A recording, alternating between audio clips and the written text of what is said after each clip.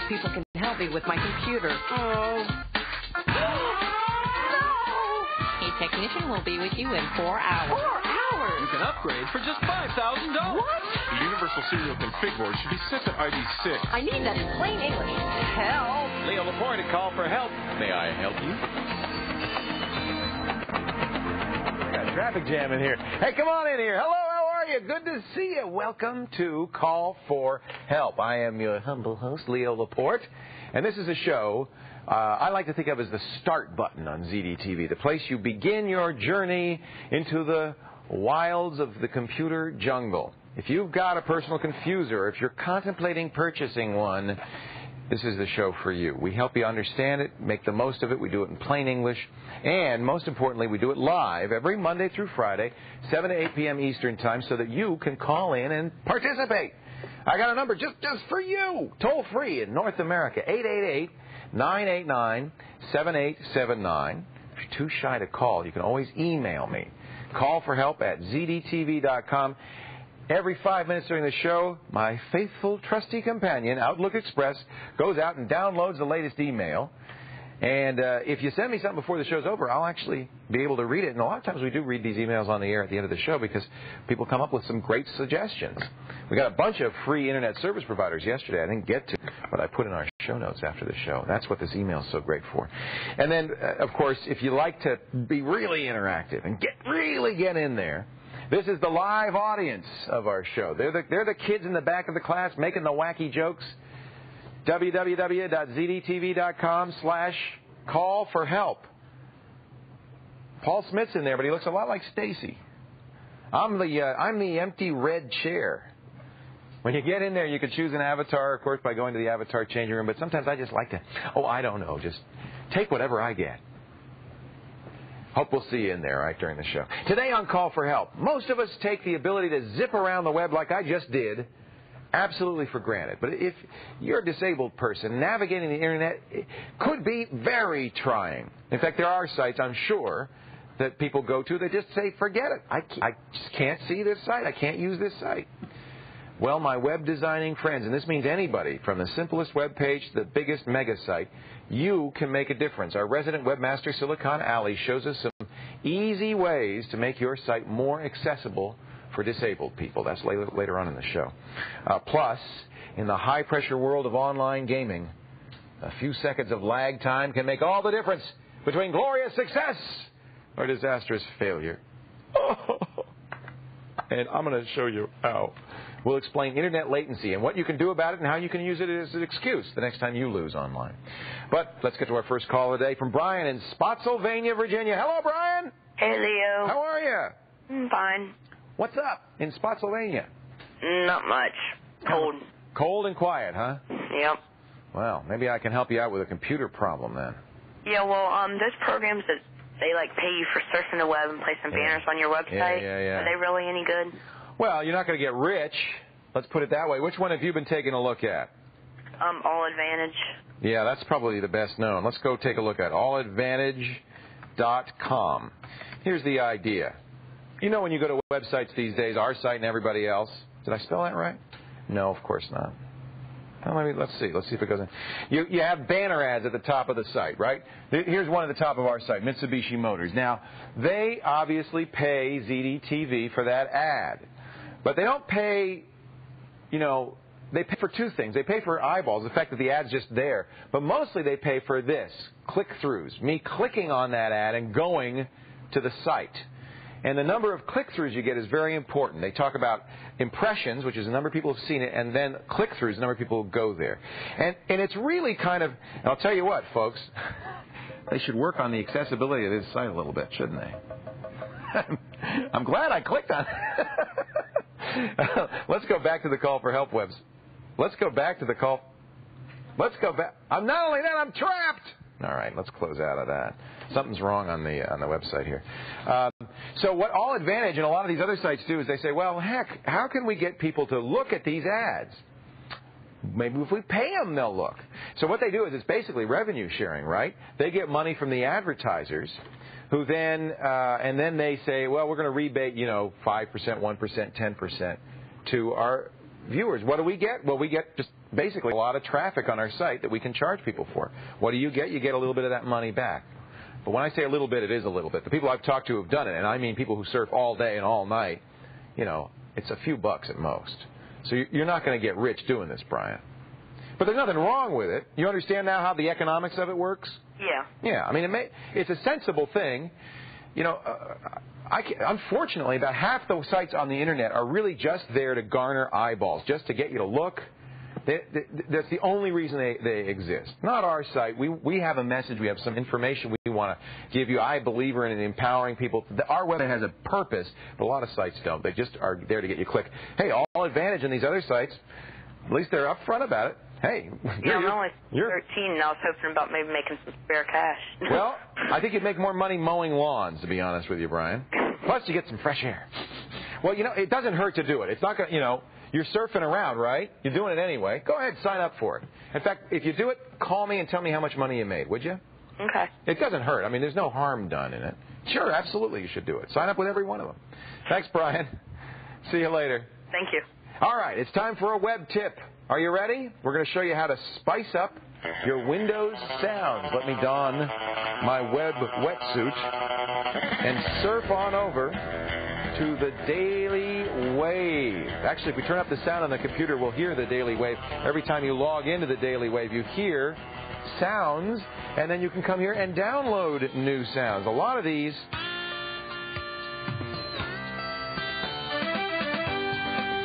That's good, isn't it? You gotta love that. Any idea what that piece of elevator music is? Show of hands. I know. I'll give you a hint. Blues Brothers, right? It's a soulful version of Soul Man. Anyway, that's not the best part of this site. They have quotes. Every day a new quote from TV shows, from movies.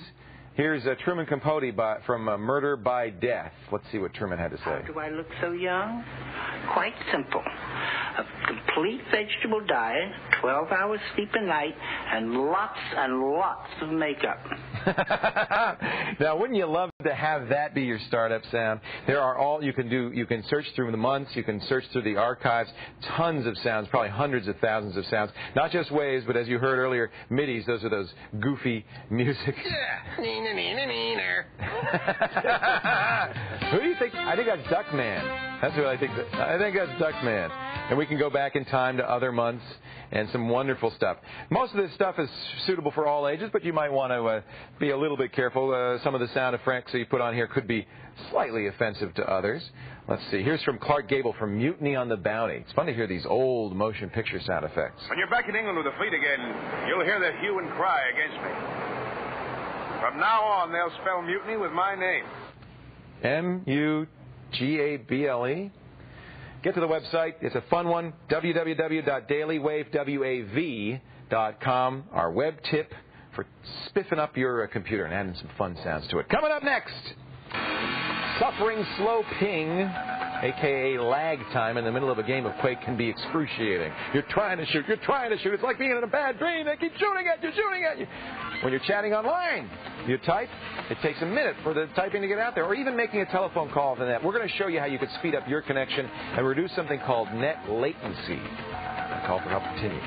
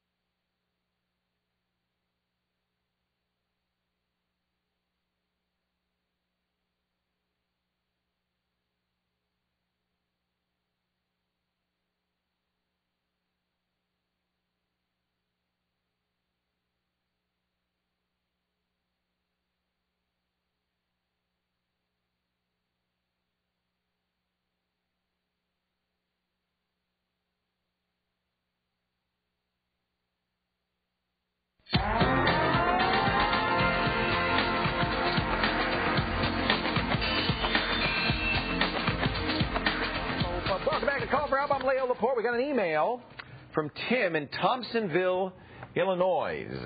Tim writes, how about a lesson in latency? When I game online, he plays NASCAR 3. How should I configure my modem for better gameplay? And for browsing, must I change it back? If so, how can I make this task easier? I love the show. I learn something every time I watch. Still amazed, Tim. Thank you for the kind words, Tim. Let's talk about what he's talking about. Latency is one word. Lag is another word. Bad ping times you might hear as well. All of them mean the same thing. Delays from your computer to another computer. It's an internal built-in part of the Internet, in fact, of all networks, that there is a period of time from the moment data leaves your computer to the moment it gets to the other computer. The longer that period of time, the worse the latency, the greater the lag. And that's bad for things like gaming, especially because think about an Internet game. I'm here, somebody's playing against me over there. When I say shoot a gun or I turn and let's say NASCAR 3, nonviolent, right? When I turn my wheel hard to jam my car into the guy next to me to blow it up, if I turn and he doesn't see that turn for 3 seconds and his response is 3 seconds later, that means between the time I do this and the time the game actually responds is 6 seconds. That's not what I call fun. It's no good for gaming, and it can actually, if you're playing against somebody, you'll lose the game, right? The latency will kill you. So there's a lot of things that impact latency. A lot of things. The network is the chief cause. You correctly asked the question about the modem because, of course, the way you connect to the Internet has a lot to do with it. The faster your connection, the better. If you have a cable modem or DSL, you're going to do better. You're going to have lower latency. Faster computer makes a difference too. The modem speed's important. But I want to warn you against something like this. Now, 3Com sells this, the Internet Gaming Modem. And what they say is they've tweaked this modem for better Internet gaming. And that's specifically what they're saying is we'll reduce latency with this modem. And they do some tweaks that might help a little bit. But James Kim and Jim and Patrick did some testing on this, and they found it didn't make any difference. So get the fastest modem you can, but there's nothing that makes one 56K modem inherently better for gaming than another. There are things you can do to your computer. Now, he said, can I adjust something to improve my performance? We've talked about this program before. It's called iSpeed. And there are a number of programs that do this, but this one's free, so why not use the free one? It changes some basic settings in your computer to make it more responsive on the Internet. Not just for games. Downloads will be faster. In fact, that's the biggest improvement. Chatting will be, there'll be less lag time. And the nice thing about this is you can set you can set it for an optimal value, and then you can check historical values and see if it's improved over time. So you can actually get a real-time feedback on whether this has made a difference. So this is one way you can optimize Windows. This works particularly for modems. I wouldn't recommend this for cable modems and DSL. There are other places to go for that kind of things. Yeah, let's terminate iSpeed and go to the web and take a look at some sites. Now, the other thing you can do is is actually literally change your game to improve ping times or decrease lag. Ping, did I talk about what ping is? Ping is, if you remember this old submarine movies, Run Silent, Run Deep, you go boom, boom, boom, boom. That's a ping, right? That's where the term comes from. Sonar works that way. It sends out a sound and measures the amount of time it takes the sound to get back. The round-trip time is your ping time. A ping on the server is I send out a packet, say, send me the packet back. The round-trip time, that's how far away, in effect, in time, the server is.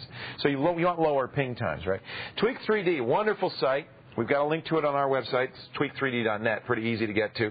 Lots of information on tweaking parts of your computer to improve things like game lag time. Okay, this is a really nice site. They've done a wonderful job here. Lots of content. Another one here. This is on Voodoo Extreme, which is a gamer's site. This is Flying Penguins Quake Co-op. And in here, there are also tweaks. There are things you can actually do, settings you actually can make in Quake and Quake 2 and Quake 3 to improve it. Now, this isn't going to help you for NASCAR, but for folks who are playing Quake, this is going to make a difference. Finally, the last piece of the equation. I know I'm telling you a lot of stuff. I realize that. The last piece of the equation is how long, what server you've chosen. How far away that server is, how many hops to that server. And choosing the right game server can make a huge difference. Here's a shareware program I like a lot, I use. It doesn't work for every game. It's called GameSpy. and it actually will go out and look at servers that you can play games on, and then sort them by ping time. Lower ping time, better, right? Always pick servers with the lowest ping time, and you'll have much better latency. Typically, those are servers that are geographically close, but not always. All right, so there are about 1 million tips. I hope you got those all, but don't worry, it's all on the website, thanks to Robert Heron. Did you put that all together and put it up on the website? They're all there? All right, thank you, Robert. He's a tweakmeister from way back. There he is. Doesn't he look tweaked?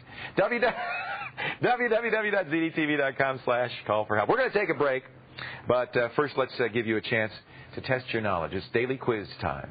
Here's how this works. If you know the answer, you go to the website at zdtv.com. You click on the quiz. You answer it right.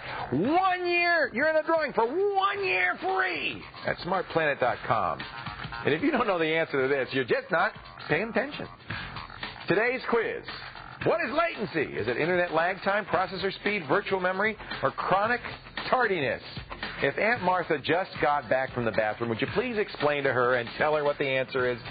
We'll do that just for you in just a bit when Call for Help continues.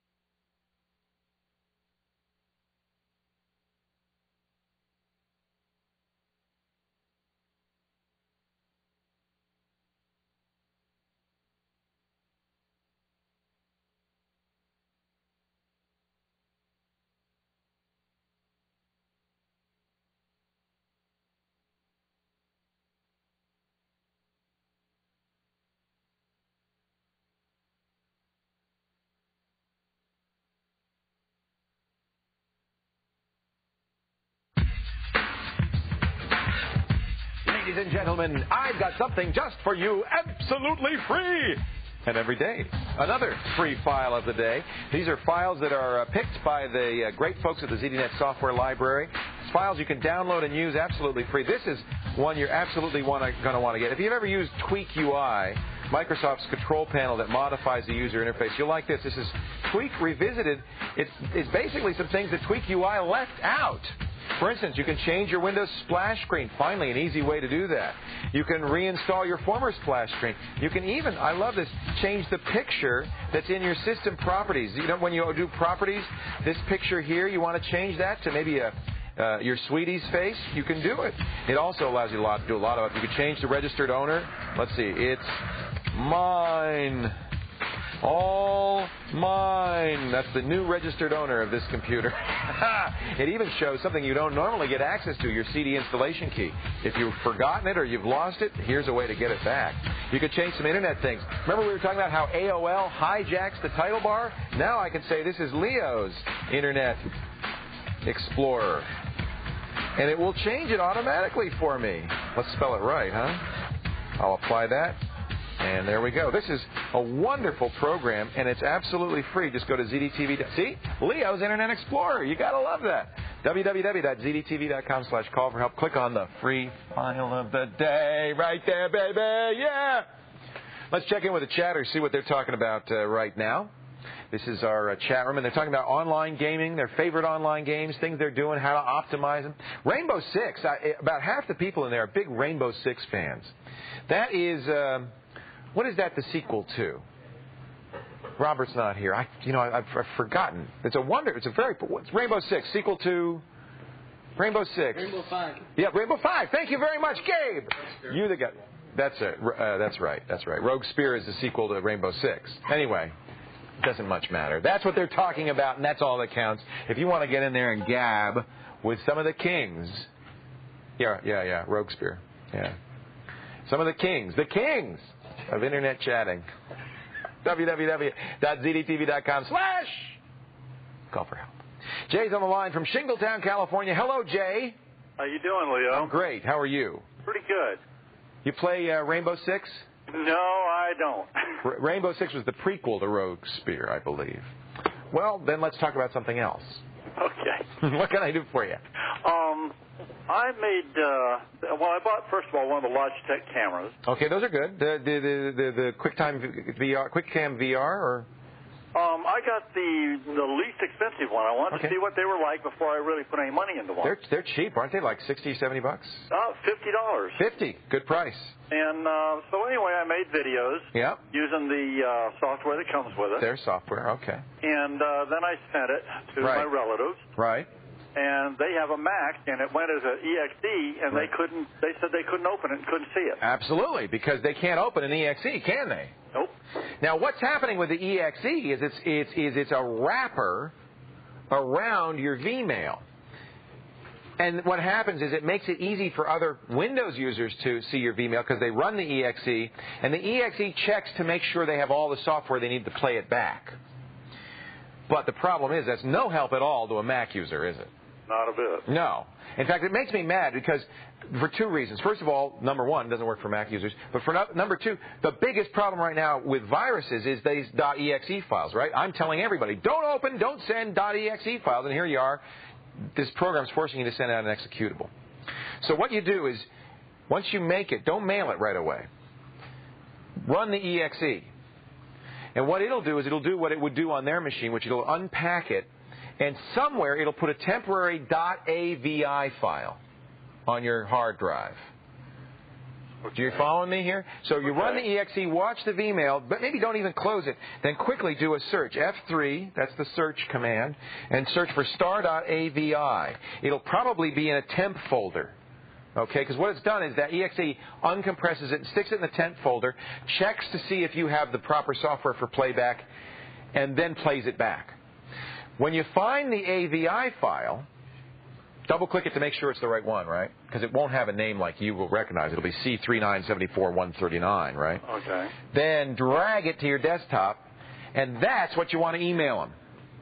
That's the AVI. This here is the AVI that was inside the EXE. You've unpacked it. Now, because you've done that, some of the convenience of the EXE is gone. And what that EXE did was it checked, as I said, to see that software. The software it's looking for to see if they have is something called a codec. You ever hear that phrase? Let me tell you what a codec is. A codec is a technology for compressing and decompressing data. Compress, decompress. If they don't have the same codecs that you have on your machine, they won't be able to see it even if it's an AVI. Okay? So what you may want to do on there is right-click on this, select Properties, and check and see if you can find out. Now, often it doesn't say, it doesn't in this one, what the compression algorithm is. I would just try sending it to them and say, can you play this? They'll have to play it in QuickTime, right? Because they probably don't have the Windows Media Player. There is a version of the Windows Media Player for Mac that will play these files. If not, then you might want to see if you can use a different codec that's compatible with the Mac. We have links on our website to all the different codecs that Mac supports. I went to those today and then went to, from your site, you sent me to Real Producer. Yeah. And I downloaded that, and it's making RM files. Now, they should be able to see those just fine if they have Real on their system. Okay. So just tell them to go to Real.com, download the Mac version of the Real Player. That'll be fine. See, you did perfect. You said, okay, I need a codec that they can see. Real, they can see that if they have the Real Player. Perfect choice. The real key is they can't do the EXE. So you got to extract the AVI, or in this case, just send the real. And I wouldn't use a VMail package that sends EXEs anymore. It's a convenience, yes, but it's too dangerous, and it leaves Mac people out in the cold. Hey, great call. I'm glad you asked. That's the kind of thing that could stump people for years and keep them from communicating. And we're all about communication here, right? Stick around, folks. We've got today's news story of the day. We'll be communicating with Erica Hill and a Macworld Mac tip of the day, too. When call for help continues. Don't go away. Don't go. I said don't go away. Come on.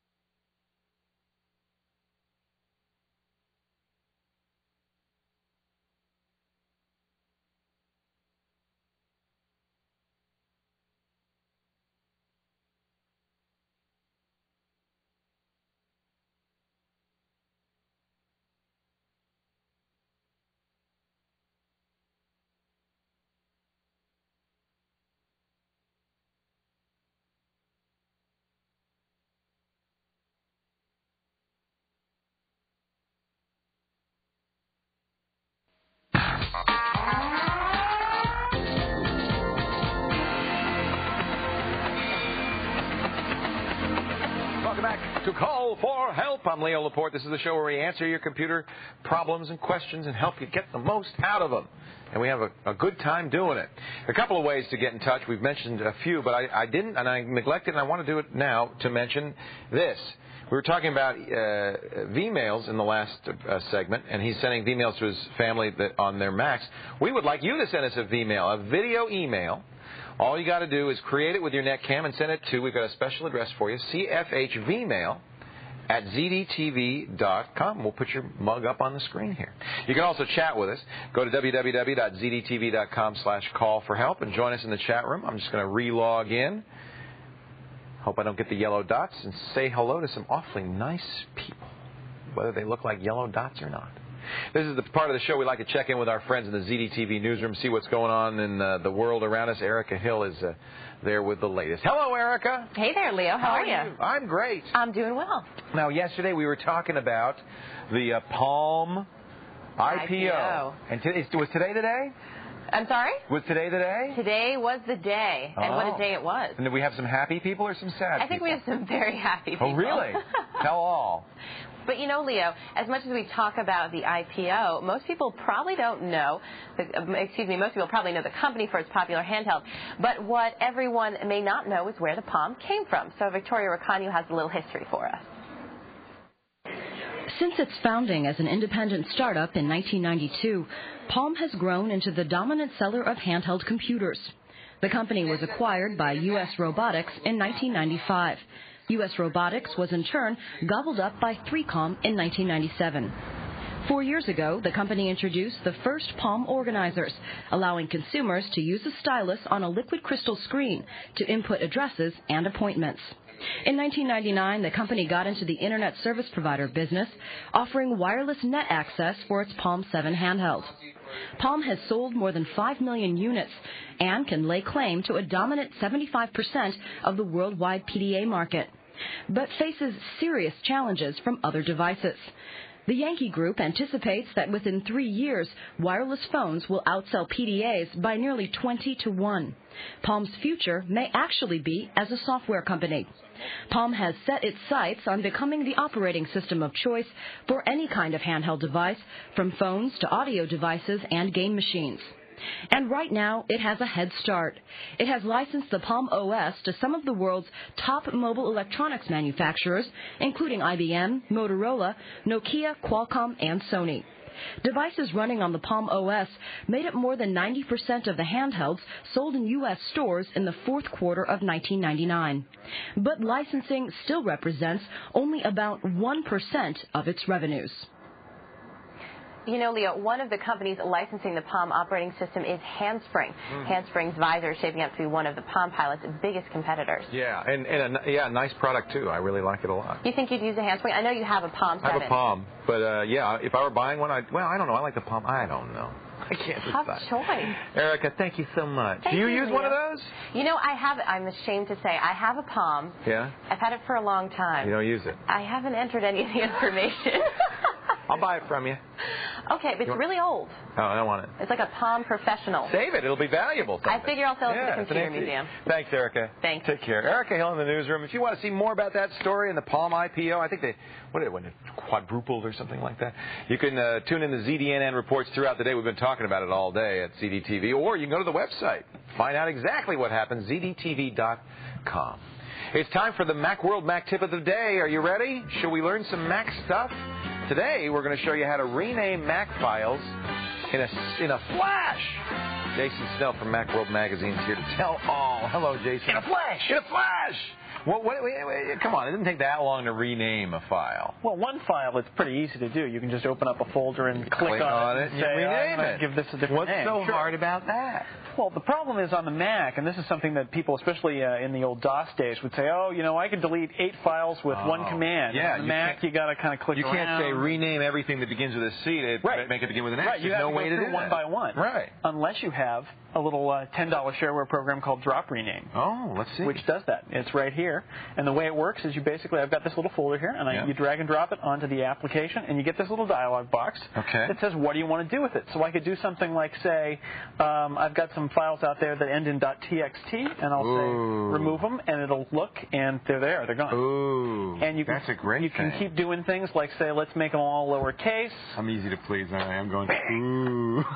But it is good. That's the kind of thing that drives me crazy about the Mac, because I am used to the DOS world of typing one command and having a bunch of stuff. And then one other thing, if you find yourself using this a lot where, say, you can even actually do something like convert it down to MS-DOS format where it's 8 letters and then a dot and then 3 letters. I don't know why you'd want to do that, but if you want to, there's this thing called Save a Renamelet, where you can actually say make DOS names, and you can make a little file out on your desktop. And then will you just double click on that and it'll do it? And then you actually just take your folder and drag and drop it on there, and it'll do it automatically. Very neat.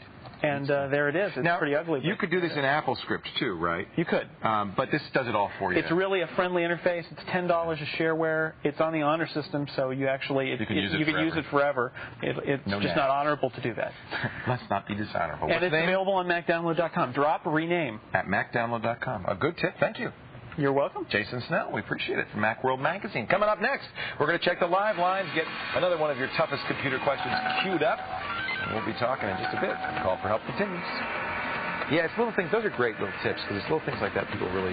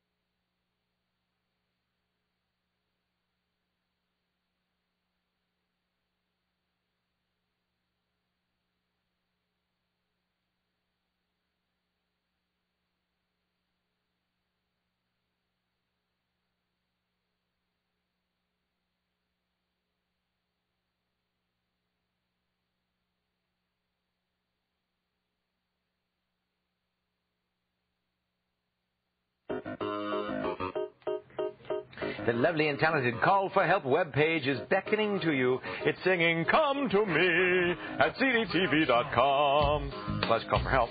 If you are following along on our web workshop and you missed an episode or you want to know more, you can always check out our web workshop hub. Not only do we have the articles from today's show, but from all our previous shows, too. Right down here, see Web Workshop Hub. Lots of great stuff. Really should say build your website with Allison and Marina, because they're both, Allison's doing the stuff on TV, Marina's doing all these wonderful articles on the website. Just really become a great source of information. By the way, while you're at the website, here's a chance for you to take a poll. We're asking, actually, that's not the poll, that's the quiz. Where's the poll? Is it in the Web Workshop Hub? I didn't see it. It's in the hub? Oh, I know where it is. It's over here in the web workshop itself. If you go to the... No? All right. Below that. Well, we have a poll, I know. Oh, there it is. Poll. You see, I'm new here. I just started, and I better call Leo. Should the government mandate website accessibility? We're going to talk about that with Allison in just a little bit, and we would like to get your poll answer. I'll tell you what, don't vote yet. Watch what Allison's talking about in our web workshop coming up in a bit, and then vote, will you? Justin's on the line in Spring, Texas. Hello, Justin. Hey, Leo. How are you? I'm doing good. What can I do for you? Okay, well, I'm upgrading my memory. Yes. And there's 2 expansion slots for SD RAM. 3.3 volt SD RAM. They're DIMMs. DIMMs. Yes. Okay. Okay. And I wanted to know if it was okay to go ahead and well, my system bus is running at 66 megahertz. Okay. And I wanted to know if it was okay to put 100 megahertz SD RAM in there. It is perfectly fine. Let me first translate and tell everybody what you're saying here. He's going to upgrade the memory in his computer, and he has those sticks of memory called DIMMs. And nowadays they come in a variety of speeds. The kind of RAM you're using, Justin, synchronous DRAM, runs at the speed of the computer bus. Oh. So 66 megahertz, it runs at 66 megahertz. Okay. 100 megahertz, here's one. There you go, look at that. 100 megahertz, it runs at 100 megahertz. You could even have now 133 megahertz RAM that'll run at 133 megahertz, okay? But that means the maximum speed it'll run at. So I could, if this is 133 even, I could put it in a 66 megahertz computer and it'll run at 66, and it runs just fine. Oh. So what the speed that they're talking about is the fastest it can run. And you know, it's not a bad idea if it doesn't cost a lot more to buy the higher quality RAM. Because when you get a new machine, you might be able to put it right in there, right? Yeah, that's what I'm upgrading I'm going to get a new computer next year, and I wanted to be able to take the RAM out of there and put it in another one. It's very sensible, and I think that's planning ahead. I wouldn't spend a lot more, and here's why. A year from now, it may not be SD RAM you're putting in your computer. Yeah. So it's a sensible thing to do if it doesn't cost any more, and it probably doesn't nowadays. Yeah. But don't spend a lot of money because you may not be guaranteed you could use this in your future computer. Okay? Well, thank you. And have you ever done it before? Put in RAM? Memory? Yeah. Yeah. You feel pretty comfortable doing it? Yeah. Yeah. I think a lot of people watching the show go, "Oh, I would never open my computer and put some." This is the easiest thing you can do, and you just snap it in, and it goes in really, really easily. Okay? Well, thank you. Hey, good luck, Justin. Thanks for calling. I appreciate it. I was going to show you, most of the websites where you can buy memory will actually help you find the memory for your system. This is Crucial.com, the Micron memory site, but Kingston does it, a lot of others. You actually enter in the computer that you're going to be upgrading. It'll tell you exactly what brand you can buy, and they probably will say you can get faster memory in it. We're going to take a break, but one more chance to test your technology in our daily quiz. You know how this works. You go to the website, you click on today's quiz, get it right, you're in the drawing for a year's membership at smartplanet.com. A wonderful site for online learning. Our question of the day, what is latency? Is it internet lag time, or processor speed, virtual memory, or chronic tardiness? What is latency? Get to the website, give us your answer. We'll talk about it when Call for Help continues. No. Go left. No, over.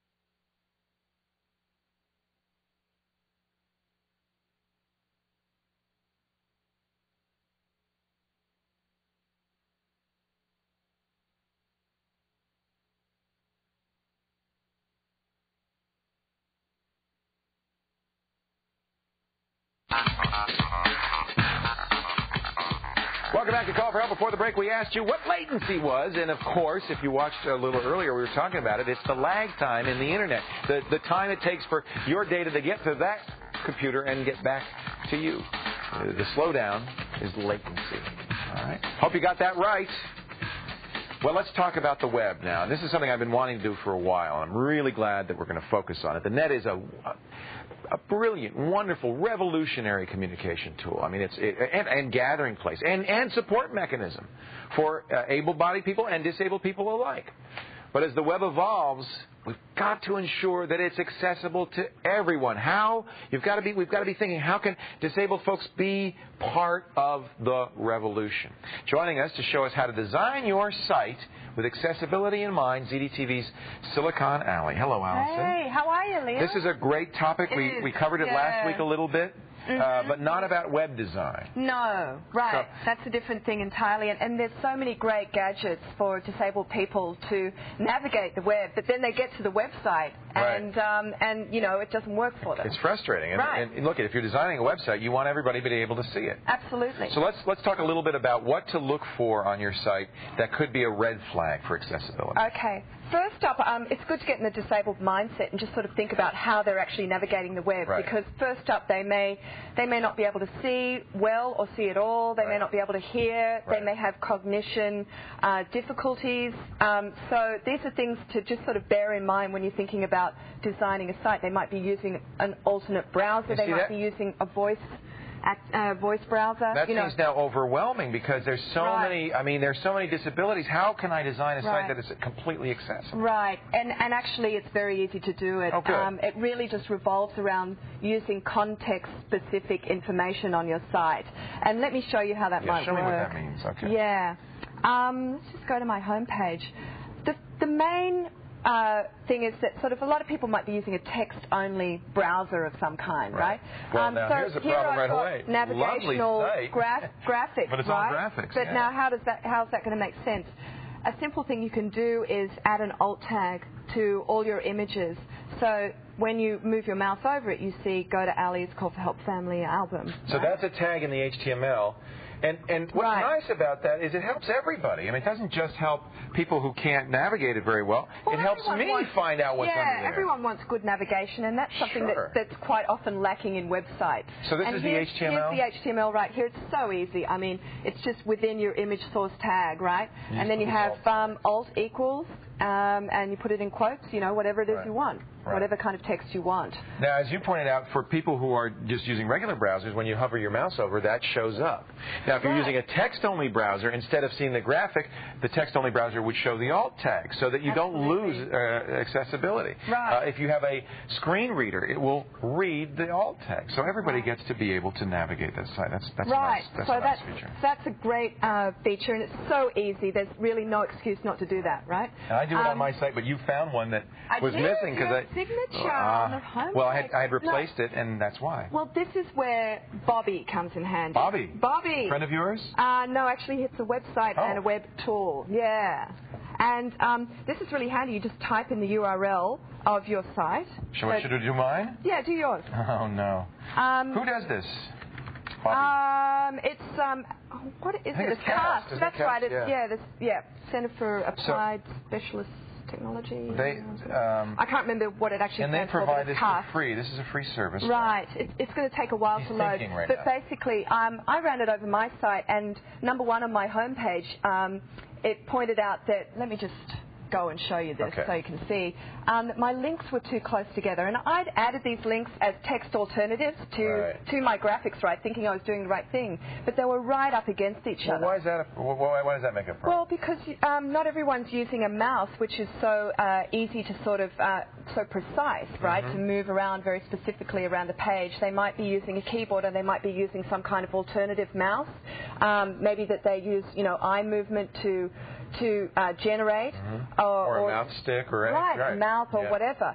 So, keep the links big and space them apart so they're easy to access.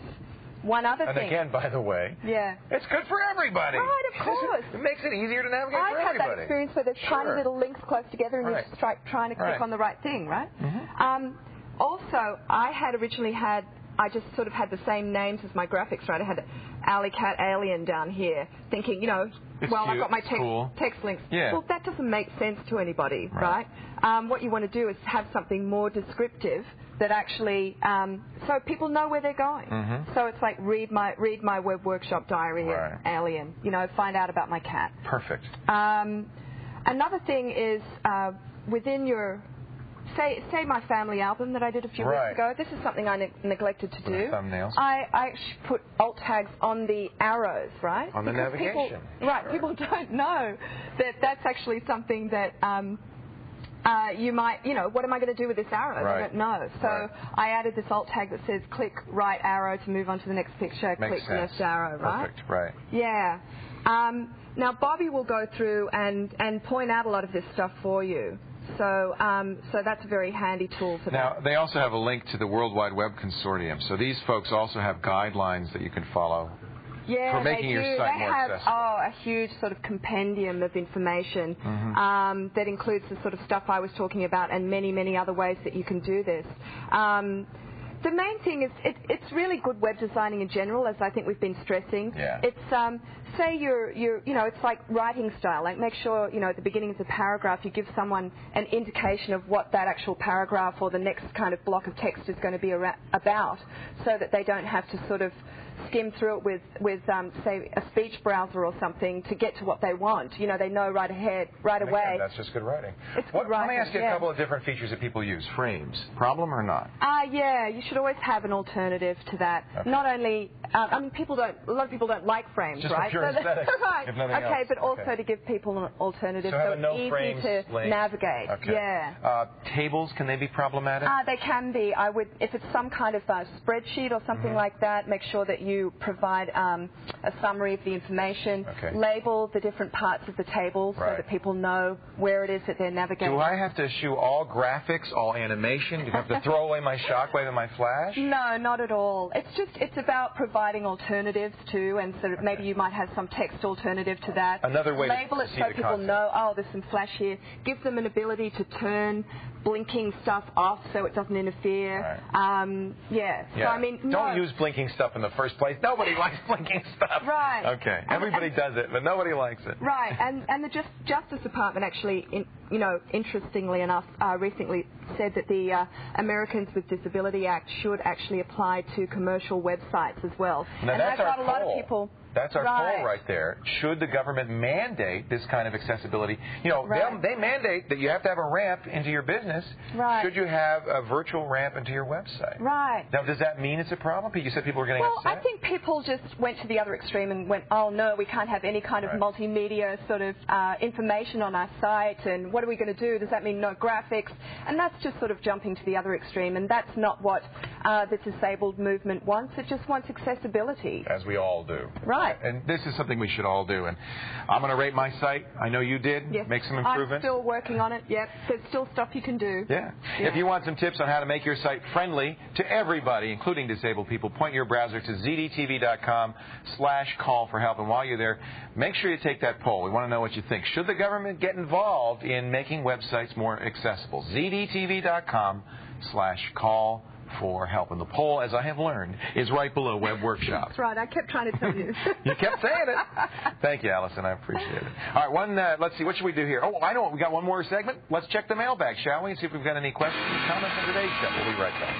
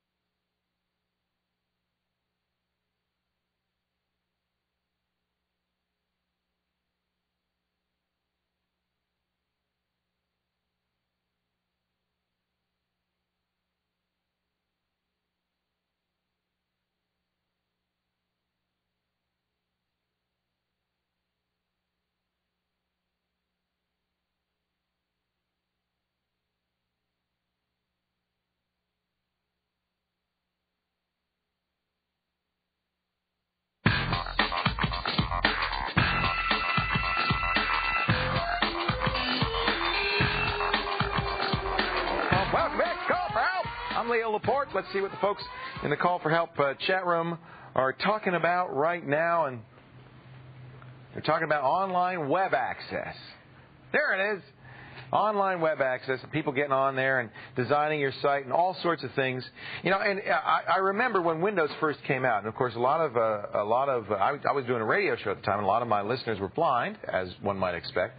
We're very upset because the screen readers worked great in DOS, you know, because it was plain text. It was easy. Everything was linear, top to bottom, left to right.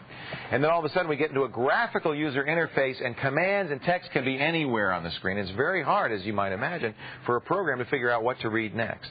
We've made some great strides, made it much more accessible. Let's face it, we're going to have progress. Visual computing is going to become more visual, but we have to keep in mind that not everybody has the same abilities. It's very important to make it accessible. This revolution, we can't leave anybody out. I don't want to leave anybody behind on this one. If you want to visit us in the chat room, ZDTV.com/call4help. Great place to be. All sorts of wonderful people in there. I hope you'll join us in there, too, okay? Let's take a look at some of the email we got on the show today. Some great points, some great questions. James from the Bronx. Remember us, the Cagney site? I do, James. He did a great site with his dad for a tribute to Jimmy Cagney. He says, we recently took your advice and upgraded from 32 megs to 64. I want to let you know it wasn't as easy as you told that caller. Not for us anyway. We had to remove all the cards plugged into the PCI slots and the slots themselves because the motherboard was behind. Now, I should say that is true on some poorly designed computers. On most well-designed computers, the slots are accessible because they know you're going to be going in there. But I've worked on computers. There was a Macintosh, gave me a heck of a time. I had to pull everything out of the thing to get at the slots. That's one thing to look at when you're buying a computer. If you think you're going to be upgrading, make sure all the slots are accessible, easily accessible, so that you can make those kinds of upgrades. Good point, James. I'm sorry you had trouble. Keenan said, I have a Hotmail account. I'd like to transfer it to Outlook Express. Can you help me? Yeah, if you're using Outlook Express 5, adding a Hotmail account is as simple as Tools, Accounts, Add, Mail, and if you go right down here, you can just put in your Hotmail address when it asks you for the address, and it will recognize that, and it'll automatically send you to Hotmail. It'll tell you how to do it and give you all the information you need, including importing all your Hotmail folders. It does a very nice job. Here's a good one from Conrad. This is an example of why didn't I think of that? Conrad said, we were talking about getting that AVI out of the EXE. He said, well, when you're running the Windows Media Player, watching the Vmail, just stop it, go under the File menu, choose Save As, and you can save it into anything you like. Oh, good point. Well, you know, sometimes, none of us are perfect. That's why we help each other. Much better way to do it. Finally, Fritz says, I have a lot of files in my Windows temp file. Are they temp? Can they be deleted without causing problems? Yes, they can. Don't do it from within Windows, though. Exit out to DOS, then do delete ***. Make sure you're in the temp folder. Don't do it outside the temp folder. Because when you're in Windows, some of those files may be in use. Once you're in DOS, they're guaranteed not in use. Delete the ones you can. If it says it's busy, just leave it. It's not a bad thing to do. Hey, thanks for all the calls, the email. Thanks for watching the show. Coming up next time on Call for Help. With instant messaging, you can immediately contact friends and family you want to chat with without having to make a phone call. We're going to talk about instant mail or instant messaging programs. We're going to show you some of the things you can do, give you an idea of what they're good for. Martin Sargent will stop by next time on Call for Help. That's it for this edition, though. I'm Leo Laporte. I thank you so much for joining me. Remember, if your personal confuser is driving you wild, making you nuts, don't whine, you don't moan, you don't go crazy, you don't beat it up, because that's very expensive. You just call for help, okay? We'll see you next time. Bye-bye.